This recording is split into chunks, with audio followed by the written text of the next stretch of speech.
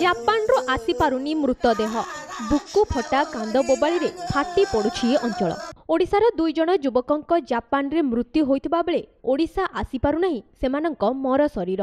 मृतदेह को आनिबा लागि 10 रु 15 लाख टंका खर्च हेबो। तेबे परिवार आर्थिक अवस्था स्वच्छल नथिबारु केंद्र तथा राज्य सरकारंक निकटरे आकुल निवेदन करिसेंती परिवार लोक।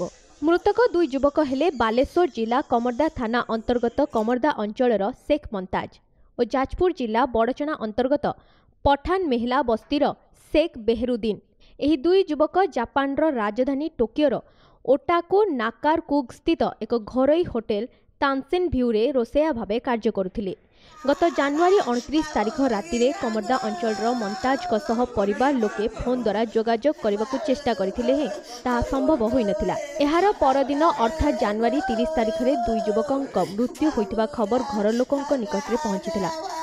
जापान गणमाध्यमरू प्रकाशित खबर अनुसार कर्मचारी माने होटेल रे कार्य करुथबा बेले कार्बन मोनोक्साइड गैस लीकेज हेबा जोगु श्वासरुद्ध होई एही 2 युवकंक मृत्यु घटिथिला। कामाटा पुलिस मृतदेह जबत करी घटनार तदंत चालू रखिथिबा बेले सेठारे थिबा संपर्कीयंकु शव देखाइबाकू दिया जाउनथबा अभियोग करिसेंती परिवार लोक।